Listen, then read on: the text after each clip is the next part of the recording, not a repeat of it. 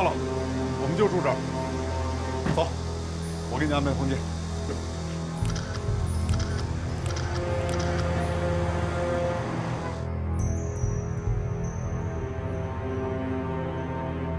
这次我们来的人可不少，这层基本都住满了。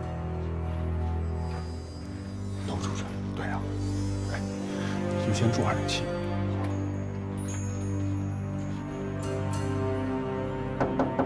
庆儿，庆儿，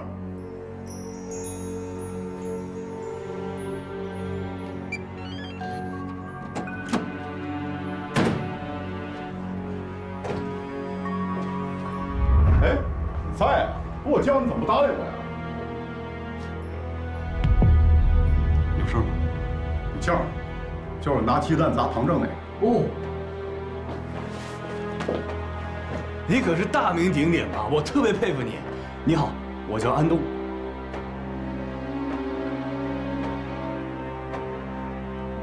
他就这样，平时不爱搭理人，慢慢也就习惯了。没事没事。哎，廖哥，你坐，我给你倒点水。好。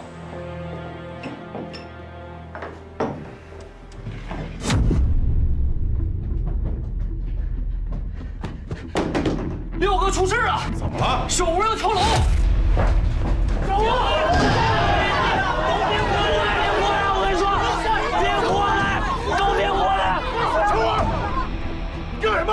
给我下来！廖哥，你别管我了，别管我了！刚才我老婆又来电话了，说那些讨债的已经在我家门口堵了足足2天了，说今天这钱要是还不上，他们就要搬东西了。我真的没有脸再去见他们了，还不如死了。听我说，钱不是问题，大不了大伙一起帮你凑，你下来再说。没用的，廖哥。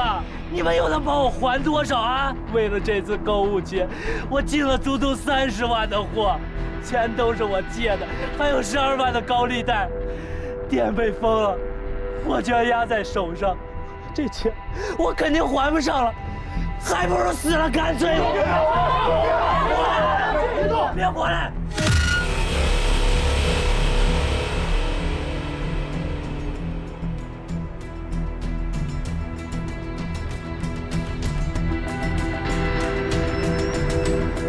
跳！别过来！赶紧跳！你别动！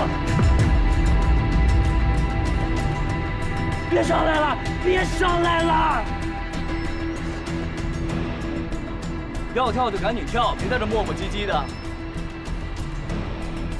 你看看你这个样子，还像个男人？负点责任行不行？还借高利贷，你跳下去死了倒解脱了，想过你老婆孩子吗？你以为那帮人会放过他们？ 这笔钱将来还是他们孤儿寡女去还，他们会生不如死的。我也不想死，可是我真的没脸再去见他们了。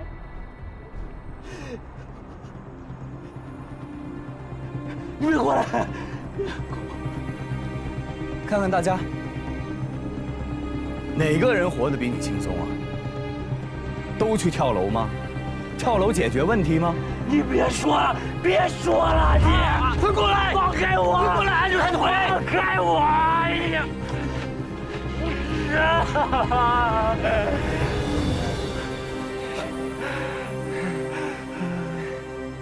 没事了，没事了啊！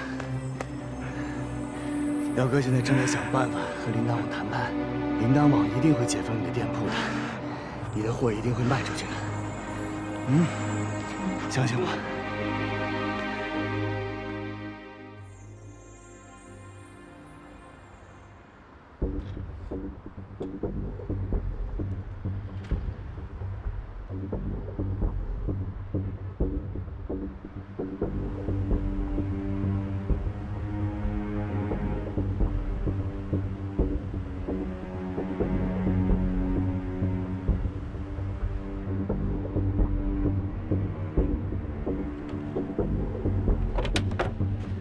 老大，你怎么弄得跟地下工作者似的？可不是吗？我查清楚了，3天以后，这些人到铃铛网楼下静坐示威。我还弄清楚，这些人里大多数人他们并不是因为那些保证金，而是因为购物节，他们进了很多的货，铃铛网封了他们的店，他们的货卖不出去，损失会非常的大。那接下来我们该怎么做呢？只有唐正让步，让唐正暂时解封他们的店，不然谁也拦不住这些商户。明天你去找一下唐正，你就说是我说的，购物节和打击刷单，让他2选1。知道了。我还想弄清楚一个事情，有些商户说，其实一开始，铃铛网是鼓励刷单的。路易斯安东，你们俩去查一下，铃铛网刷单的现象是从什么时候开始的？当时铃铛网的态度是什么样的？明白。我要的东西带了吗？都准备好了，这儿。你打扮的这么花哨，你的掩护身份是卖什么的呀？你猜啊？你们俩笑什么？安东，解释一下。隆重的介绍一下，这位和我同名同姓的安东先生，铃铛网店铺名桃花家的小蛮腰，主营情趣内衣。真的假的呀？江总，我不像吗？好了，问题是你现在已经知道了他们的行动和时间，你还回去干什么呀？多危险啊！他们很多人情绪非常不稳定，今天早上还有人要跳楼呢。我必须得留在那里，别再出个3长2短，我们更麻烦。各位听好了，这段时间没有特别紧急的事情，谁也不许给我打电话、发信息，即便你们都很想我，等着我来联系你们。对了，魏总，这是你住那个招待所的平面图，你留一份，万一需要跑路的时候用得上。我是谁呀？我还需要你给我准备这些？地形我早都摸透了。那你这样好不好？每隔几个小时就给我们发个信息，报个平安，总行吧？我不是去度假的，我没有那么闲。我得走了。明天你接完唐正，等我电话，我们俩再碰个头。你说哪个房间啊207，怎么了？老大，后面还有个行李箱。我知道，我自己去拿就行。走了啊。注意安全啊，小蛮腰。讨厌。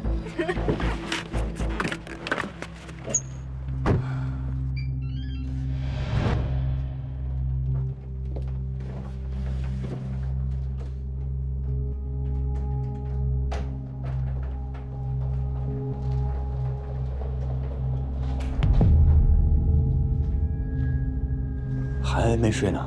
这么晚了去哪儿了？我去我之前住的招待所拿行李了。你不是说在南站附近住吗？南站离这儿多远？来回也就20分钟，你这一去就2小时。我拿了行李出来，肚子饿了，我就在路边吃了碗面。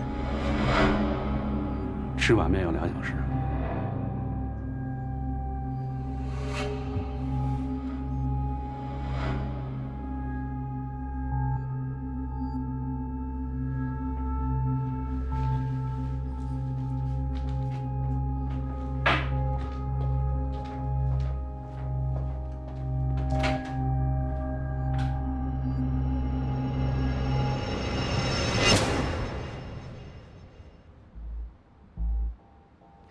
唐总，不能再拖了。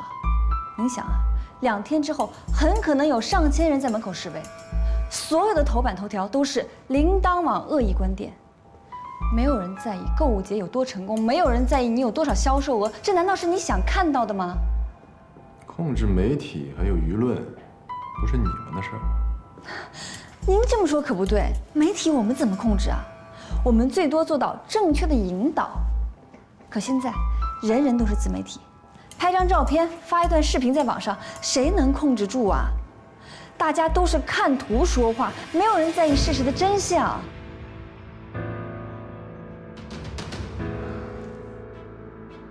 唐总，魏哲的话，请您慎重考虑一下。打击刷单和保购物节只能2选1，否则后果不堪设想。你这是危言耸听。我们这次目标是多少？500亿，500亿对我们铃铛网来讲是一个史无前例的数字。我不希望这个数字里头掺杂任何虚假的成分，所以说，我一定要在购物节之前坚决遏制刷单这种行为，无论付出多大代价。那这么说，矛盾无法调和了。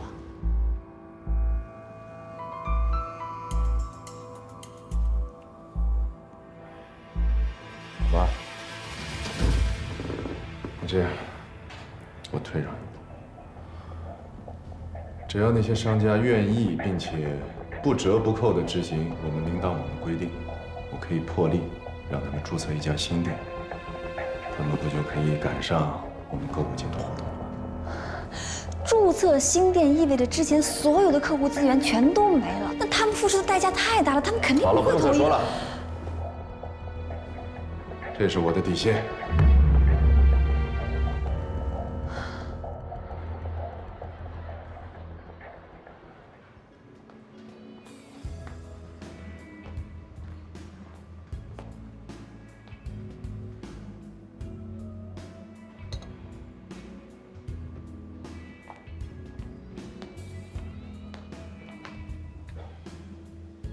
这位女士，如果我没记错的话，今天已经是我们第3次见面了。第一次，在我公司楼下的便利店；第2次，吃饭的餐厅；再加上这次，我不太相信这个世界上会有那么多巧合的事情。所以我想问，你跟着我到底要干嘛？我以为我自己隐藏的挺好的，没想到被你发现了。你好，我叫孙冰心。你好，请坐吧。我们以前认识吗？哦，不认识。但是呢，我的儿子他认识你，他叫沈英杰。廖哥，我想再问一句，咱们把阵势搞这么大，真的不犯法吗？这要是犯法，太不值当了。你什么意思啊？我说句您不爱听的，咱们刷单本来就不对，人家铃铛网要是拿着合同跟咱们说事儿，那才是有理有据啊。他有理个屁！刷单的又不止我们，凭什么只拿我们这些小商户开刀啊？那些5A级大商户，他怎么一个都不敢碰啊？5A级大商户也刷单？当然了，我之前用过的一个刷单公司，他有一个大客户，就是铃铛网的5A级商户。叫春晓家纺，多大的品牌啊！春晓家纺也刷单？没错。咱们这些小商户啊，就是替罪羊。他用你的时候给你口饭吃，他不用你的时候一脚把你踢开。对不起，我以这样的方式来看你，是不是让你很难接受吧？其实我呢，就想从一个客观的角度上多了解一下你。希望你能够理解。我好像没有什么值得您去了解的吧？我并不这么想。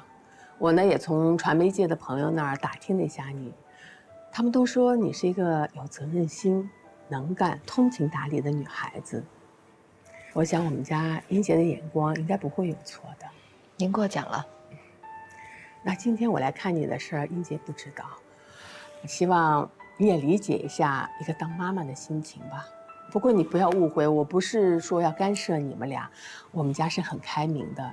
英杰呢，从小的事情都有他自己做主的，我跟他爸爸尊重他的意见。看得出来，他被你们教育得很好。谢谢你。我听说，你从小父母就过世了，那一个人长大是不是很辛苦啊？还好，习惯了。看得出来，你是一个非常坚强的女孩子。要不然，怎么会一个人带孩子呢？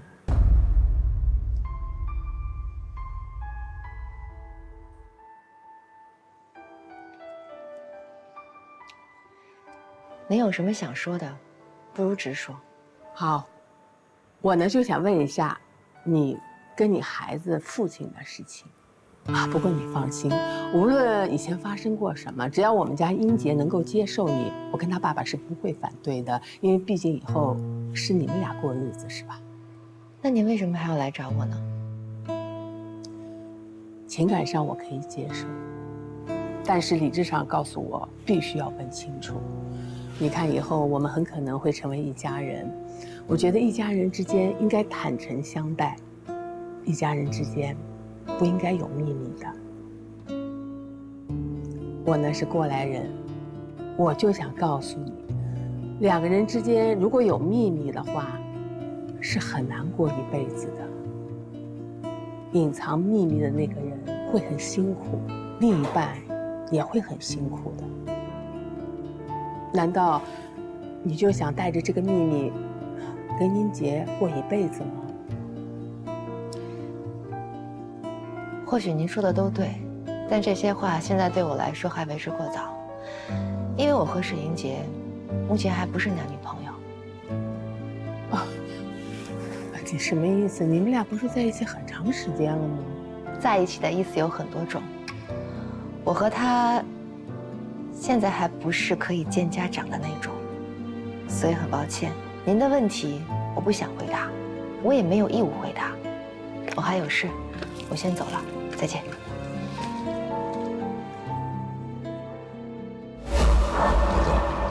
你刚才说以前铃铛网是鼓励刷单的。对呀，刚开始的时候都刷呀。那这么多人刷单，铃铛网不管，他们还得感谢我们呢。我们刷单提高的是网站的日活用户数据，他们再拿这些数据出去吹牛，什么铃铛网销量过1000万了，用户过100万了，而且当时的新闻可多了。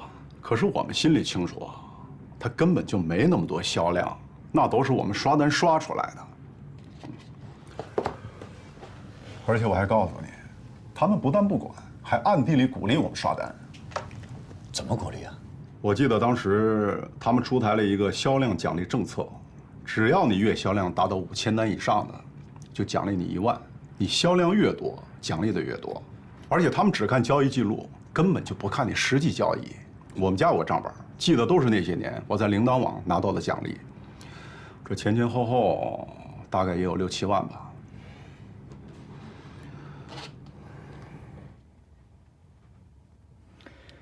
唐正一句话，把球又踢回给我们了。现在迫在眉睫的是，我们怎么能劝那些商户，让他们同意重新开店？现在这些商户手里，每个人囤了几万甚至几十万的货，所以眼下对他们来说，最重要的是赶紧把货卖出去。我再去找廖明涛聊一聊，做做他的工作，把利害讲清楚。廖明涛为人正直豪爽，在商户中威信很高。如果他能够带头，我觉得这些商户们接受铃铛网的条件还是有可能的。那你得抓紧时间了。让你们查的东西查到了吗？查到了。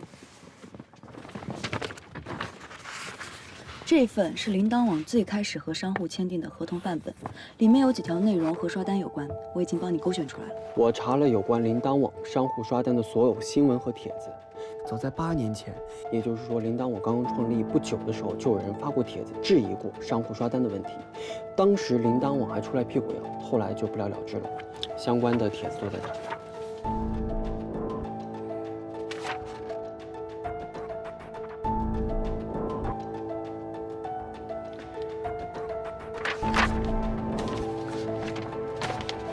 所以，他们说的很可能是真的。铃铛网刷单这件事情没有我们想的这么简单。我想跟唐正再聊一次。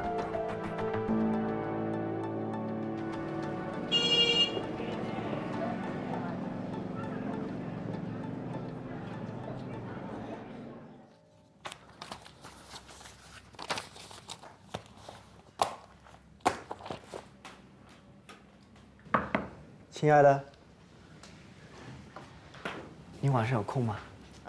我下午上完课应该就没什么事情了。怎么了？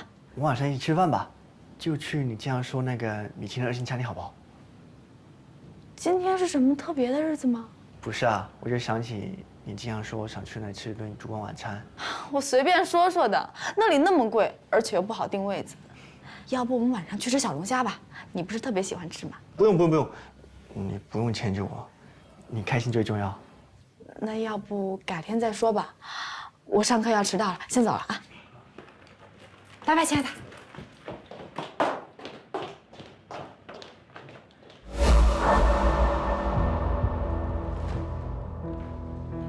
这个是铃铛网创立初期和商户签订的合同范本，里面有这么一条，我读给你听一听。铃铛网商户严禁采用刷单、以次充好、恶意降价等手段，破坏市场正常运营。如店铺日销量超过2000单，则被视为有刷单嫌疑；如2笔订单之间差距小于30秒，也视为有刷单嫌疑。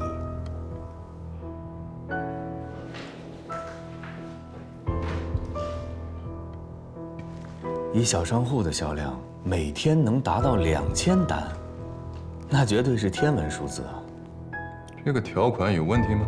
我认为，这个条款与其说是界定刷单标准，不如说是变相的在告诉小商户们每天能刷多少单。你什么意思？我调查过，所有的商户也能证明，在铃铛网创立初期是鼓励刷单的。铃铛网在创立初期，为了提升流量、抢占市场份额，的确是默许甚至是鼓励商户刷单。为这，只有数据上去了，数据做漂亮了，才有可能拿到后续融资，我们才有可能在这个残酷的市场里头生存下来。你懂吗？所以说，你承认了，这些小商户们的刷单行为，其实是你们培养的。你可以这么说，但不代表我认为这个刷单的行为就是正确的。我们已经过了野蛮生长的时期了，此一时彼一时。我们现在是正规军，不是杂牌军，所以刷单的行为必须制止。我希望所有的商户可以和铃铛网一起，我们蜕变成长。当然了，如果他们拒绝改变，那对不起，我不会手软。那既然是为了规范市场而打击刷单，为什么只打击这些小商户呢？为什么不打击那些也有刷单行为的5A 级大商户呢？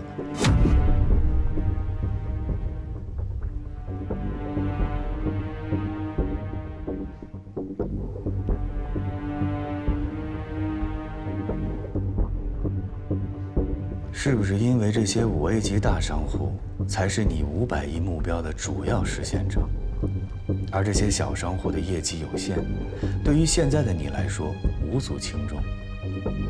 这叫什么？一将功成万骨枯。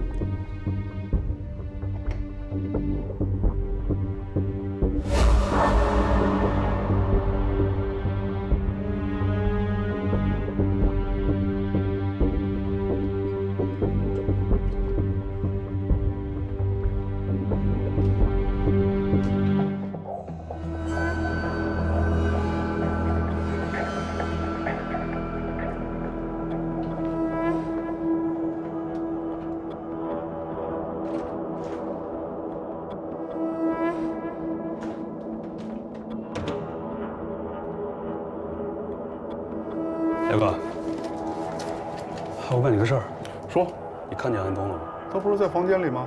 他没在啊。哎，那可能出去忙去了。这人您了解吗？就是昨天在铃铛网楼下碰见的，也是被铃铛网坑了的商户。那他的底细你查过吗？查过呀，他在网站所有的信息和身份证我都看过。怎么了？有什么问题吗？哦，倒没什么。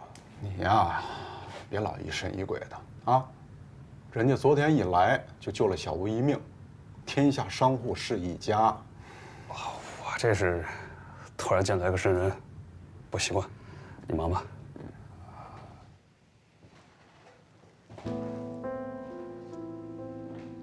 是的，我现在不能动那些5A级商户，他们承担了铃铛网将近70%的销售额。就拿这次购物节来说，从预售到现在，他们已经完成了将近80%的业绩。这就是你说的干净的500亿记录。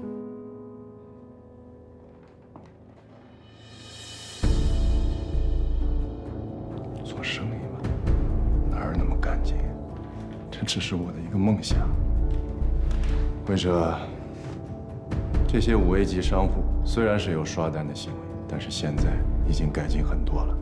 相反是那些小商户，他们变本加厉，屡教不改，我必须拿他们开刀。然后是那些中大型商户乃至5A 级商户，我最后的目标就是做到整个市场公平规范。打击刷单，并不是我个人的意愿，它是一个庞大的工程。现在网络监管越来越严了，所以我们必须一步一步来，要不然会出乱子的。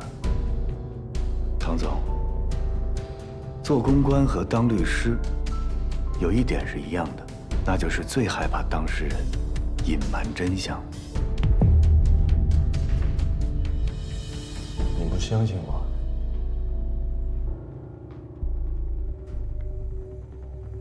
咱们现在是一条船上的人，所以我希望关于铃铛网的一切，是你亲口告诉我的，而不是我在别的地方道听途说。No problem. OK。如果我能够说服这些商户们接受你的条件，重新开店，我希望你在购物节的活动中，能为他们做免费的推广。因为他们真的太可怜了。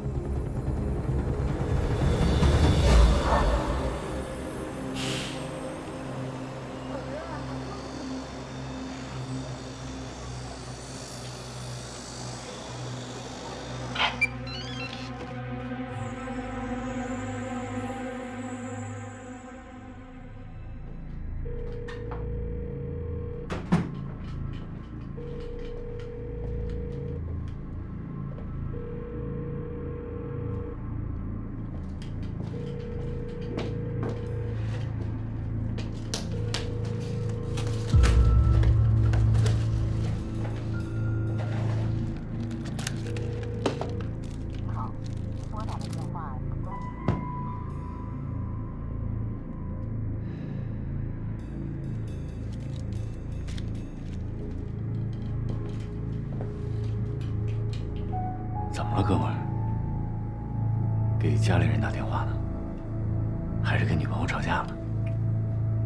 不会也是追债的吧？我问那么多干嘛呀？我就随便问问，也许我能帮得上忙呢。你遇到什么问题了？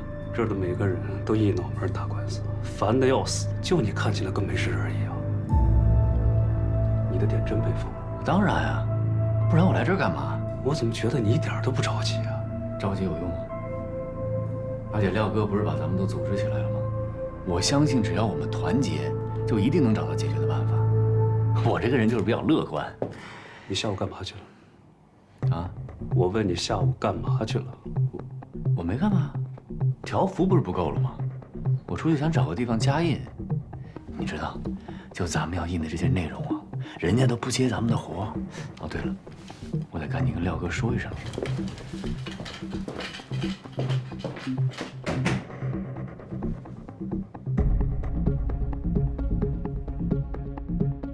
请同学们最后再跟我一起读一遍：我爱中国。我爱中国。非常好。那今天的课到这里就结束了，下课吧。谢谢。不客气。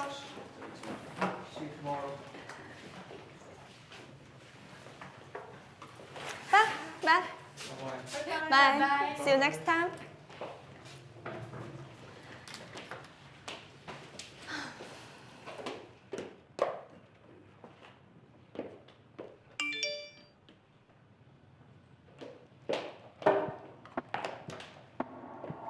最近好吗？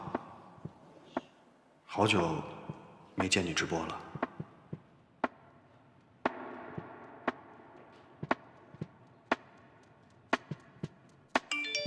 没心情。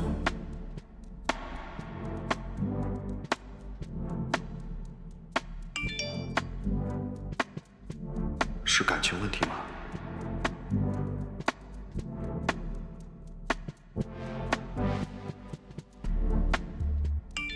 你怎么知道？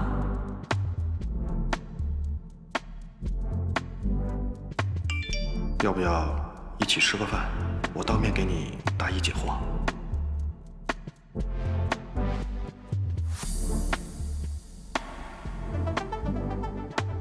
我会是个很好的倾诉对象，我保证。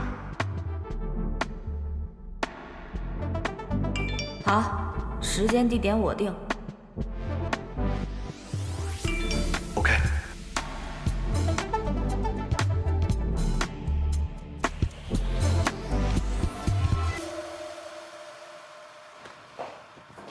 嗨，你怎么来了呀？你要是不喜欢西餐，我们可以吃日料。我知道一家非常棒的日料店，我已经定位置了，我们要去试试。林肯，你不用这样的，你不是一向都不喜欢去那种地方吗？没关系，你喜欢就好了。对不起啊，林肯，我今天还约了江达林呢。哦，是吗？可以叫他一起啊，还可以叫上我哥。啊，不用，我跟江达林晚上还有别的事情，今天就算了吧，咱们改天好不好？那好吧。哎，来，这个送你。我现在不方便拿，你帮我带回家吧。花很漂亮，我很喜欢，谢谢你。那我先走了，拜拜。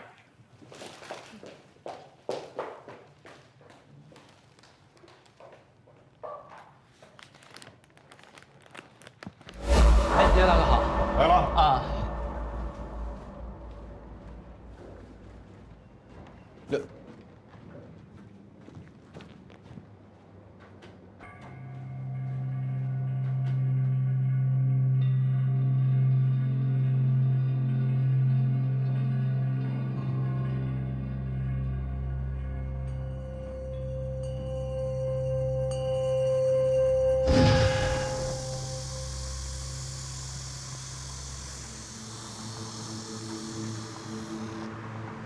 耀哥，你怎么在这儿？你从招待所一出来，我就跟着你们。你去银行干什么？小吴不是急等着用钱吗？我手头还有点，给他父亲汇了3万。不是，你没事跟着我干嘛？有些话我一直想跟你说，但是招待所人多嘴杂，不太方便。咱们去湖边聊会儿。好啊。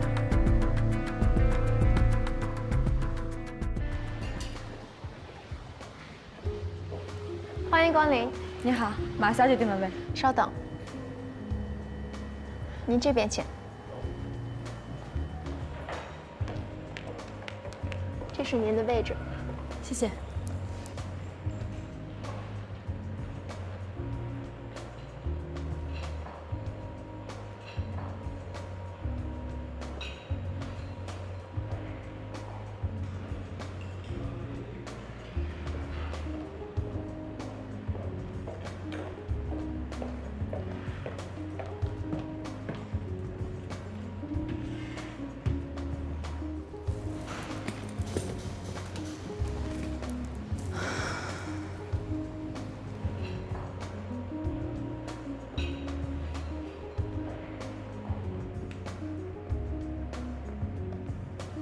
看什么呢？薛总，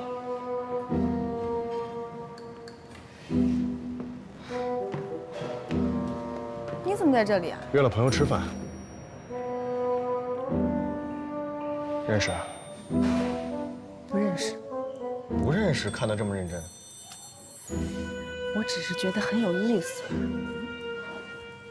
你看，那个男的一直在喝酒，一口东西都没有吃；女的呢，就笑得很殷勤。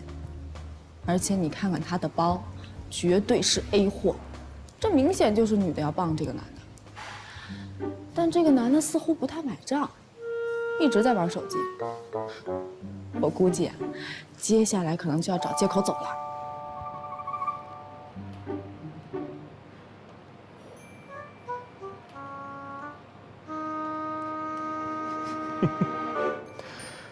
佩服，你挺会分析人啊，要不然你也分析分析我，看看我今天约的是什么人啊？你没穿正装，说明不是工作上的朋友。Chanel Blue， 这么浪漫的香水，看来约的是个女人啊。这一身打扮，价值不菲。刨除你本身就很有钱的因素，也是精心搭配过的，说明这个女人在你这里有点分量，让你很重视。基本演绎法，厉害。谢谢，我是推理小说迷。我也是，要不要一起吃饭？不用了，我也约了人的。那好，下次。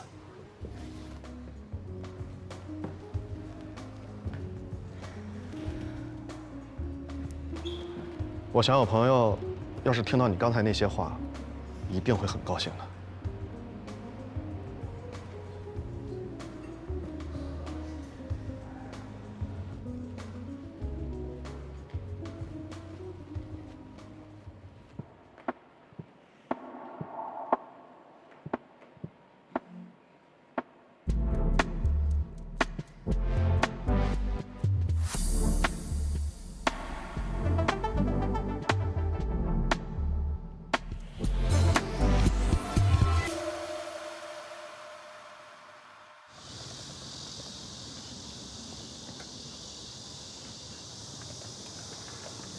兄弟，什么事儿？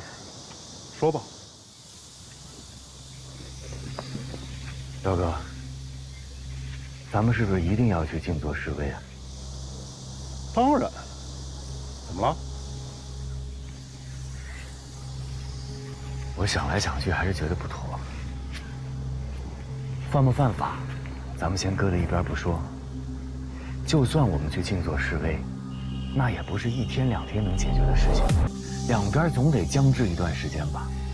说不定到最后，我们还得走法律途径，那就耽误的时间更多了。就算到时候铃铛网答应解封我们的店，购物节早都过去了，我们会吃大亏的。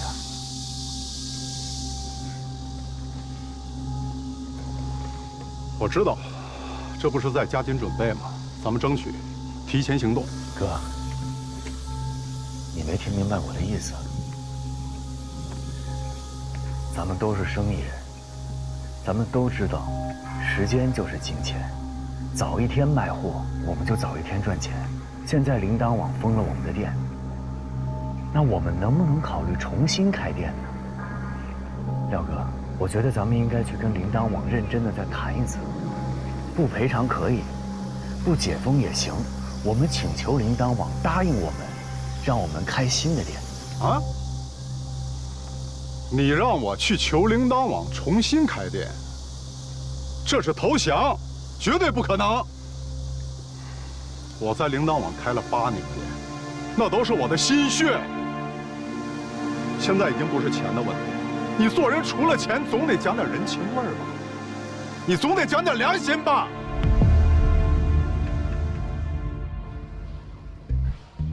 你好。你好。对不起，我应该早点告诉你。不怪你，我自己的问题。没有问题。我自作聪明，作茧自缚。好吧，可是我很高兴，意外地发现你的另一面。你高兴就好，反正这顿饭吃完，我们的友谊到此为止。为什么？你耍我，害得我出丑，我不能继续跟你做朋友啊。可你不也是防着我，坐在另外一个位置观察着我？是不是一旦我不入你的眼，你就假装从来没有出现过，然后回去就把我拉黑呢？网友见面，多一点自我保护意识总没错吧？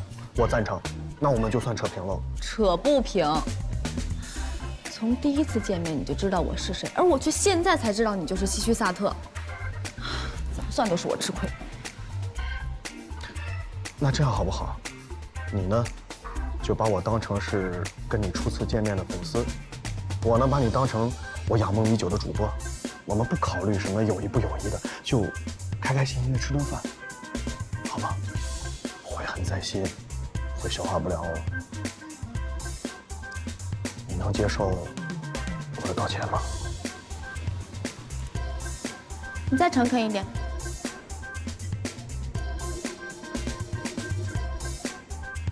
我薛毅正式的想帮你道歉，可以吗？好吧，我接受你的道歉。彪哥，我知道你跟铃铛网的感情很深，他们现在这么做确实很伤人，我都替你叫屈。但是你能不能也考虑考虑其他人的感受？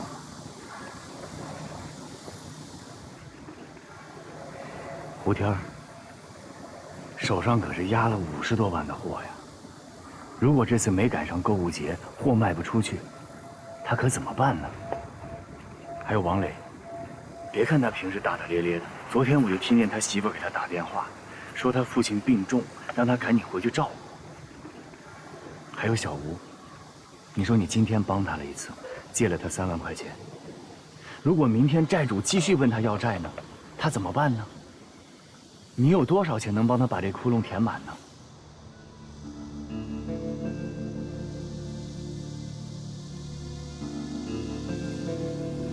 其实大家都不容易，真的。当然，最不容易的就是你了，彪哥。我们都知道你是特别重感情的人，就是因为这个，我们这么多弟兄都这么信任你。我说句不好听的，如果你要是觉得你和铃铛网之间的私怨，要比这些弟兄对你的信任还重要，那我什么都不说。如果不是这样，我真的建议你再好好考虑考虑。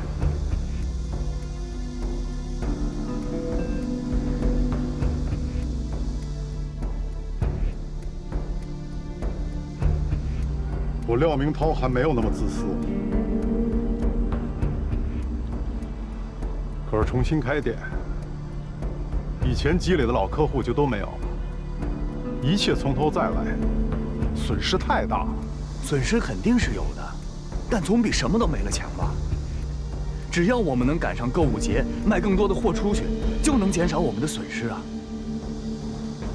这真的是眼下最务实的办法了。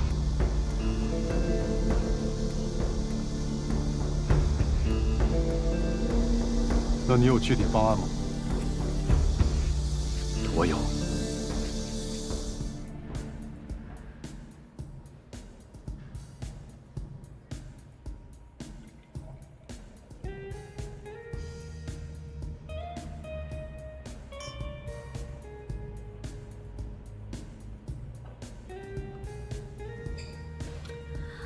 C'est la vie， 你还会说法语？基本不会。可是你的发音很标准。你信不信？只要是奢侈品牌，不管是英语、法语、意大利语，我的发音都很标准。Gucci、Chanel、Christian Dior， 标准。嘿，邦尼老师。Hey Eric， 这是我的朋友薛毅，这是我的学生 Eric。Hello， 你好。哎，我很久没见你来上课了。Yeah, you know, I went back to the US for 2 months, and I forgot everything you taught me. I'm sorry. It's okay. So, when will you come back to class? I was considering coming back next week, because I'm really looking forward to see you. Me too. See you next week. Sure. Bye. Take care. Bye. Bye.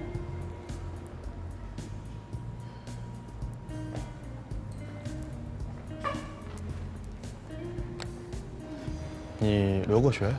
没有啊，土生土长的中国人，护照呢是早就办好了，可惜没有坐过任何国际航班。但你的英语说的可真不错，不像我，在国外待了这么多年，还有些口音。我在培训中心教外国人讲中文，英语是我的吃饭工具啊。我还一直以为直播才是你的吃饭工具呢。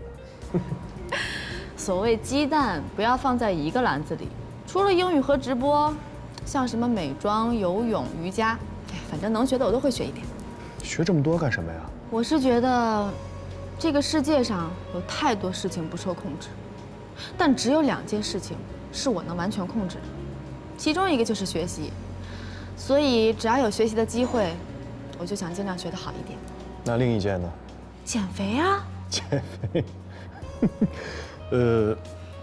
能吃牛排吗？当然可以。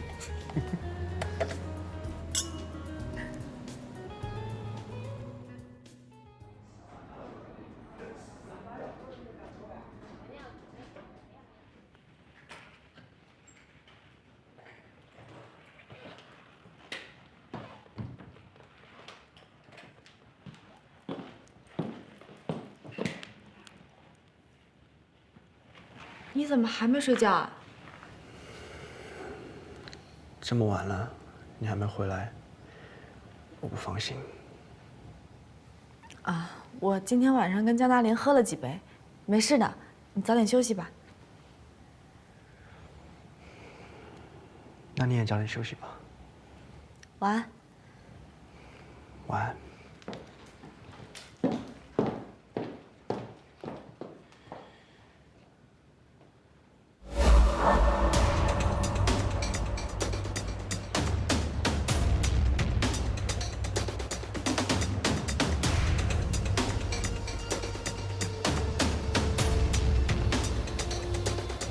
我再和大家确认一下，一会儿上去谈判，就按咱们昨天晚上商量好的说。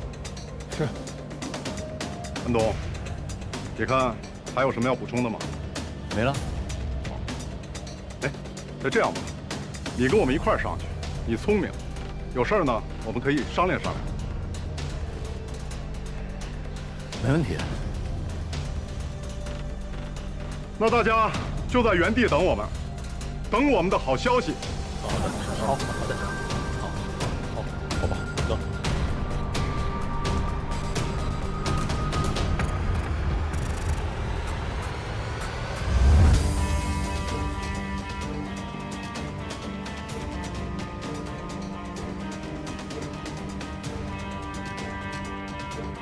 是这样，我们跟铃铛网的管理部门研究过了，他们还是不能答应你们解封店铺的要求，很抱歉，因为这个涉及到法律、合同，还有一些监管部门的要求，所以不要说了，我们这次来，就是想和你们商讨另外一套解决方案。啊，那太好了。其实，我们早就应该这样坐下来慢慢聊，不是吗？不能慢，我们只有3个要求。第一，必须返还我们的保证金。第二，你可以不解封原来的店铺，但必须允许我们开新的店铺，而且在1天之内，店铺审核和上线流程。第三，在购物节的宣传当中，必须帮我们做免费推广。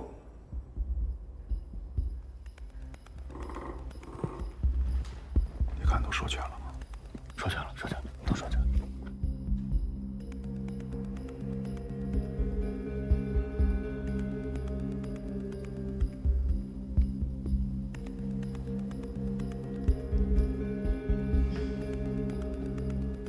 切记，明天他们提出要求的时候，一定要表现得非常的为难，让他们占据心理优势，以为是自己占了便宜，这样后面谈判我们才会更顺利。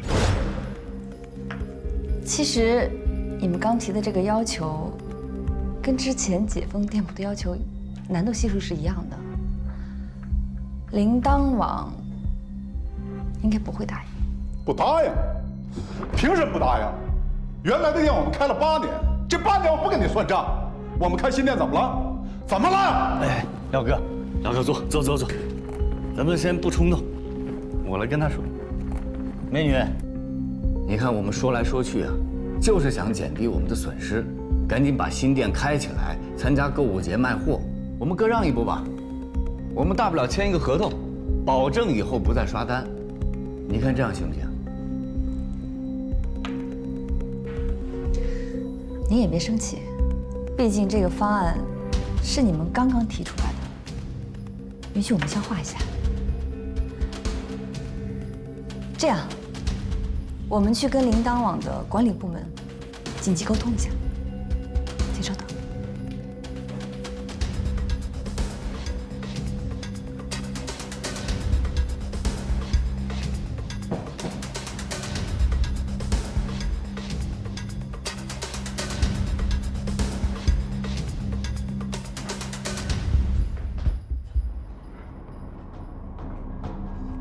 魏总说至少要拖15分钟，时间越久，他们会越慌乱，达成协议的可能性就越大。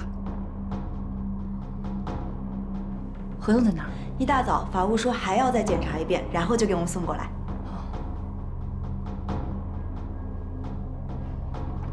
你们俩去拿一下。好。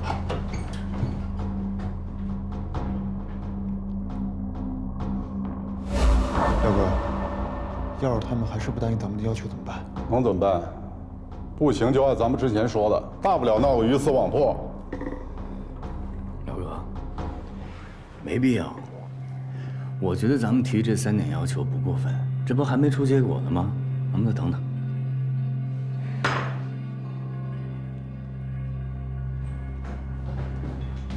张总，合同拿来了。怎么这么慢？一直在催他们，法务看挺仔细的。都过了3分钟了，快走吧。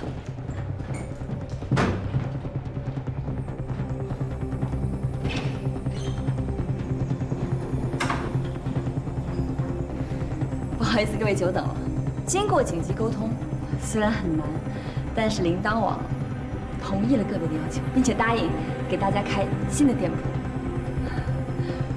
我们拟定了新的合同，只要你们签了字，24小时之内，新店铺上线。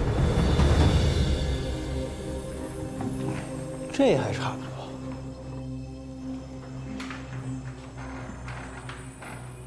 我们也希望你们回去之后帮我们做一个动员，让其他的商户也尽快来跟我们签这个合同。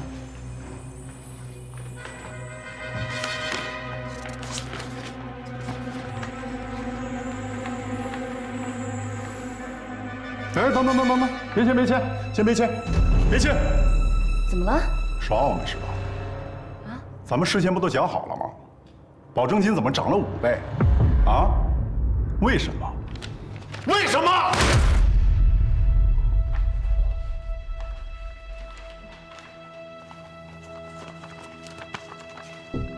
凡在铃铛网重新开店的商户，需按照原来保证金金额的5倍缴纳保证金。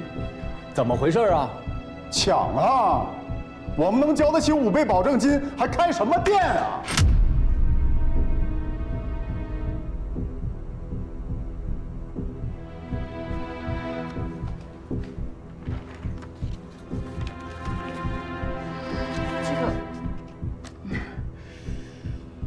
不好意思啊，可能是搞错了。刚才我们在沟通的时候没有这一条的。这样，我再去确认一下。确认个屁！大骗子，你们都是骗子！要不是我眼尖，早被你们坑惨了。耍我，走着瞧。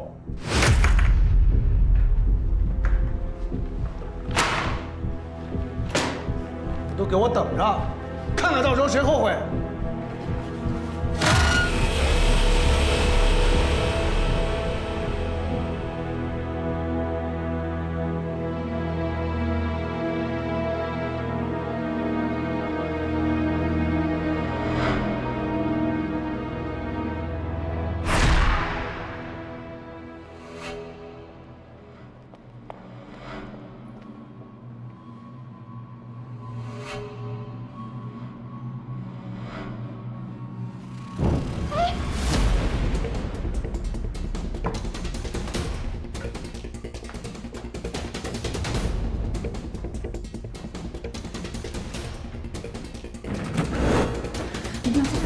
别条条件件的了，我就几分钟时间，5倍保证金到底怎么回事？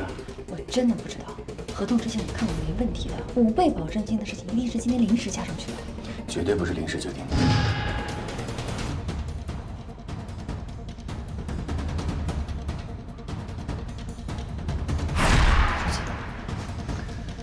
我都被气糊涂了。那你说那些小商户们能接受5倍保证金的要求吗？这件事从开始到现在，一直都是我们在逼着唐征让步，从退保证金到让商户重新开店，这一切都太容易了。以我对唐征的了解，他绝对不是这么容易退让的人。这件事没这么简单。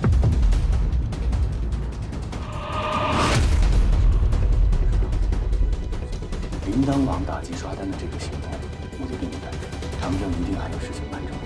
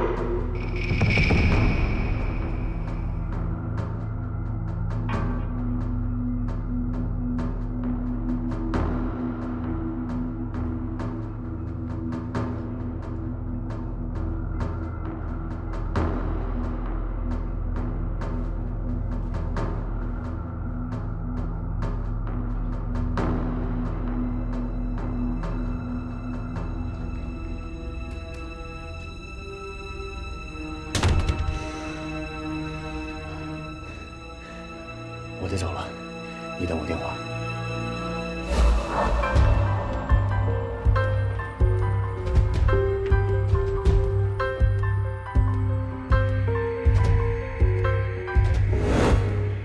喂，舒晴，说话呀，是不是出什么事儿了？我想见你。你说的是真的吗？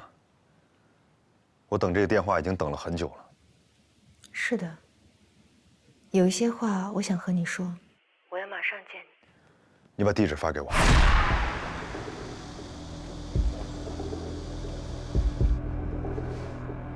铃铛网把保证金提高了5倍，谈判丝毫没有成功，不能再等了，咱们必须马上采取行动。我决定，咱们明天就去铃铛网，向他们讨回公道。唐总，保证金为什么要提高5倍？这件事情为什么事先不告诉我们呀？江总，别那么心浮气躁，有什么话坐下来慢慢说。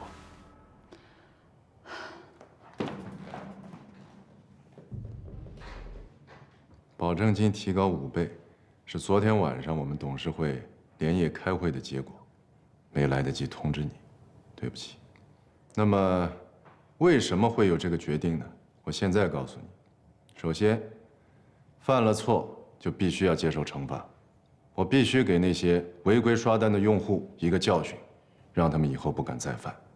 第二，我们铃铛网从成立之初一直到现在，保证金从来没有改变过。那你可以出去问问其他的电商平台，他们的保证金是多少？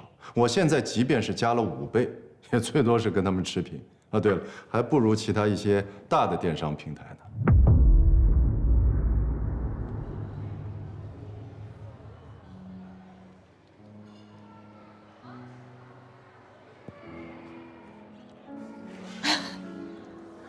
错啊，菜都替我点好了。我看到地址的时候，我以为我搞错了，真没想到，你还会选择这间餐厅。上次那顿饭没吃成，这顿我请。那你不怕别人知道我们俩的关系了？不怕了。我之前研究过这些商户的资料，他们大多数都是小本经营，流动资金和利润都特别小。现在保证金一下子提高了5倍，他们压力会非常大，根本没办法承担。那就不要开店了。市场是很残酷的，优胜劣汰嘛。现在那些小商户，要么交纳5倍的保证金继续开店，要么就是彻底离开铃铛网。我也给他们2选1。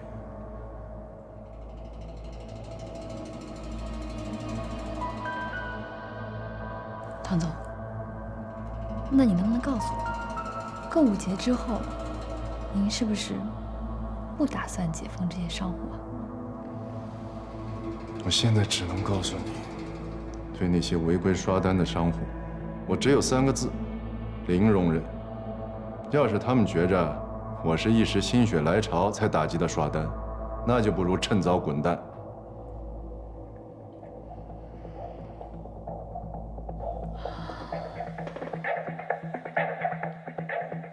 最后一个问题，保证金提高5倍，这是你们昨天晚上才做出来的决定吗？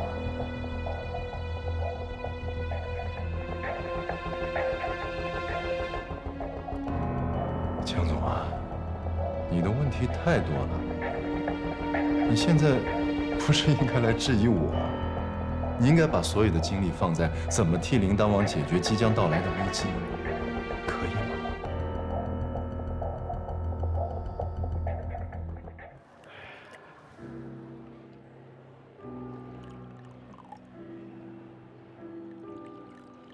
我在网上查了这家餐厅，牛排的评分很高的。那是。这是我陪你吃的第1顿饭，也是最后一顿。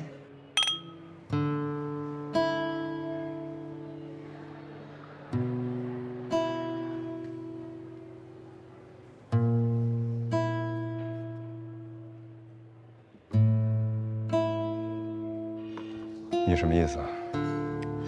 我想通了，我们以后还是不要见面了。你是要跟我分手吗？恋人之间才会说分手，而我和你什么也不是。为什么？你妈妈来找过我了，她什么都知道了。不可能，我什么都没跟她说过。其实你说什么真的不重要，重要的是，我已经告诉她我不是你的女朋友，我也不可能向任何人交代我的过去。首先，我真的不知道我妈妈去找你。其次，她说什么做什么，都不代表我，我的事情跟他们没关系。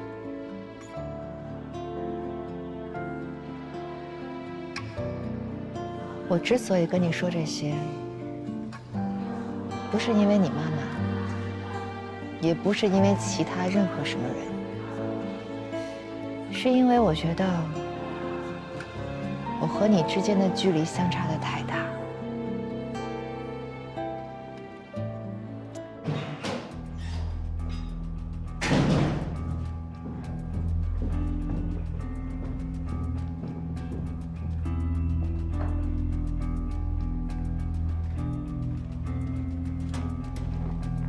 江总，唐正怎么说？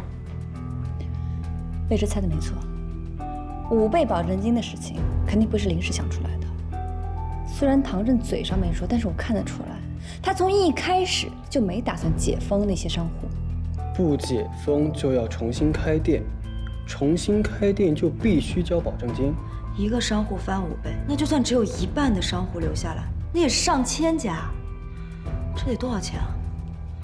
我要是唐正，拿这笔钱去买基金吃利息就够了，还搞什么购物节啊？唐正一定还有别的目的，只是我还没看出来。反正这不是一块蛋糕，我们掉进陷阱里了。我早就说我们进狼窝了吧？安东，你想办法查一下别的电商网站保证金的情况。首先我们要搞清楚唐正提出来这个5倍保证金是不是在一个合理的范围之内。OK。还有你，把所有的商户资料全部过一遍，预估一下保证金提到了5倍之后，还有多少人愿意留下来？我们要知道一个起码的基数。OK。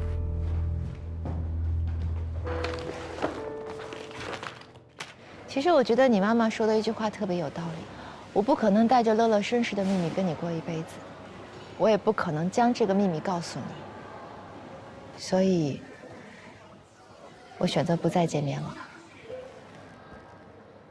那是你的选择，你有问过我吗？舒晴，我无数次的跟你说过，我不在乎你的过去，我不在乎，我要说多少遍你才肯相信我？我们2个人的关系从一开始就是你决定的，你有没有考虑过我的感受？你能不能别这么折磨我？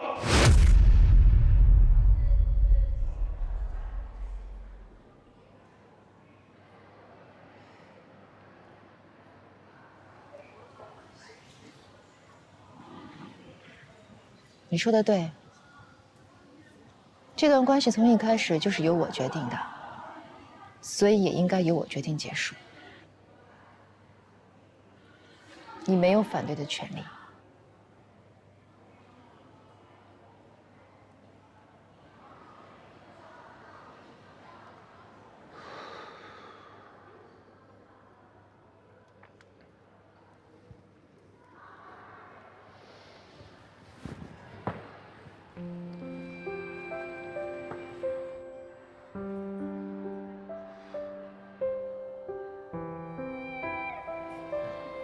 你是我这辈子见过的最残忍的女人。阴天的车窗外，风景倒退成海，路边那株花开，纯白不在，数着心跳节拍，怕被回忆掩埋，这浅薄的未来，我不敢拆。轻轻地放开最后的青睐。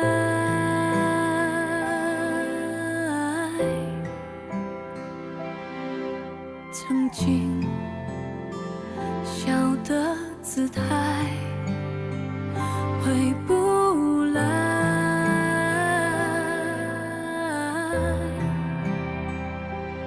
爱像透明的存在，覆盖，像空气无处不在，躲不开。谁不该眼泪流下来，不去在下一秒对白，也许爱划过回忆才能留下来。到现在我却才明白，才依赖，如影随形，你给我的色彩。你别再发呆，别等待，别回来，让我再看一眼就离开。喂，是我，帮你。我知道，这第一次在电话里听到你的声音，感觉挺奇妙的。怎么样，礼物收到了吗？收到了，很漂亮，但是太贵重了，我不能收。这就是个小礼物，只是为了庆祝我们作为网友的第一次见面，没有别的意思。小礼物，这起码也要几万块了吧？其实这是我上一次参加他们品牌的慈善活动的时候买的，我觉得挺有意义，就送给你当做个纪念。而且我觉得这条项链真的很适合你。好吧，既然你这么说的话，我不收下就显得有点矫情了。谢谢你啊。你喜欢就好，但是如果你真的想表达谢意的话，不如请我吃个饭如何呀？你约人的方式也太套路了吧？好，这次时间地点你定。好，那我定好了发给你。好，拜拜。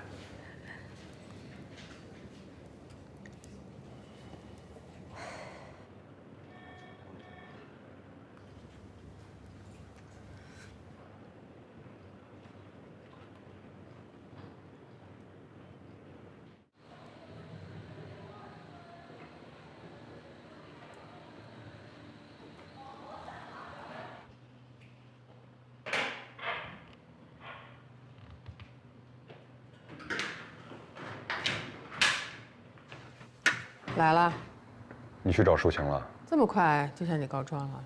他没告状，他跟我分手了。啊，你到底做了什么？我什么也没做啊，我就做了任何一个妈妈都会做的事情，满足一下好奇心而已。我没做什么出格的事儿啊。不出格，你没经过我同意就调查我朋友，你去找他，还跟他说了那些话。你不觉得你自己很过分吗？妈，我一直觉得你是独立女性，是女作家，是一个有文化的人，你跟其他的妈妈不太一样。行了，高帽子呢，你是不用给我戴的啊。在你终身大事儿这件事情上，我就是一个普通的妈妈，跟别人没什么区别的。我就是想知道，跟你交往的那个女孩子到底是一个什么样的人？难道我有错吗？啊？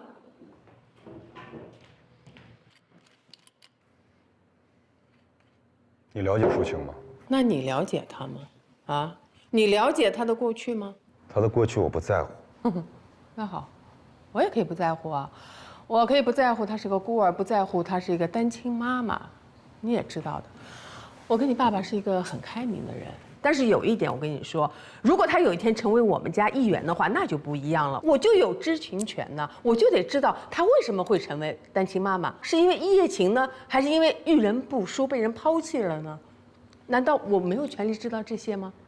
这些事情都是袁素告诉你的吧？请你叫他袁叔叔。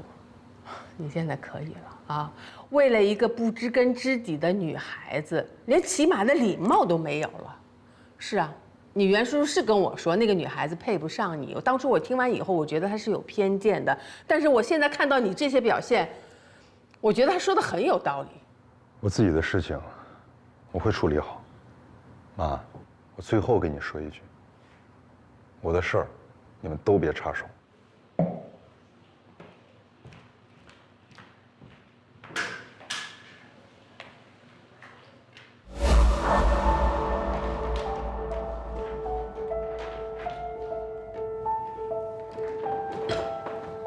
江总，奇闻共赏。电商行业烧钱之战，铃铛网亏损运营内幕大起底。亏损？可铃铛网的业绩报表一直都是很好看的呀。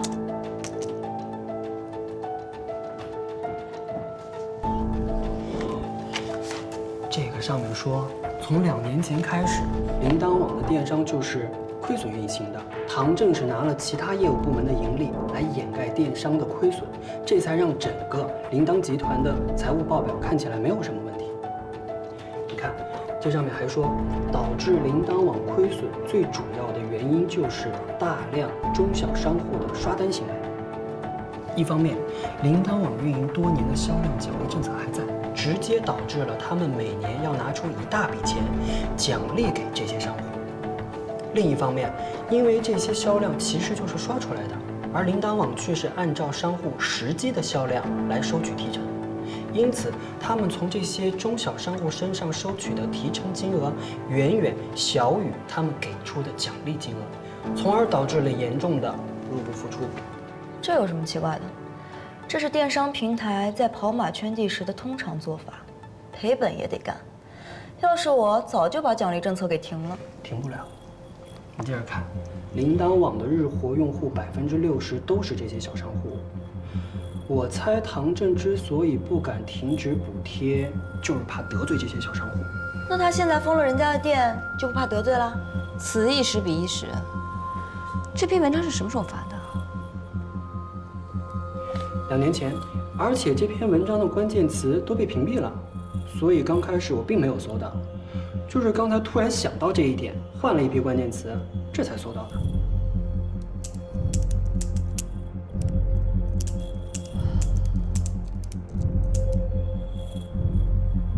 能不能找到这篇文章的作者？也许我能。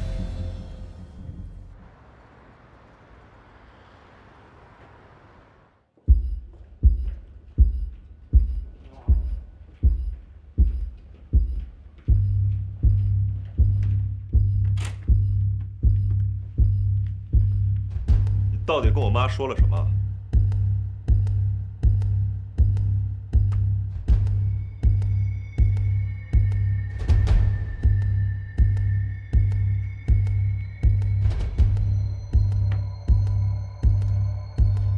你觉得我会说什么？还是害怕我说什么？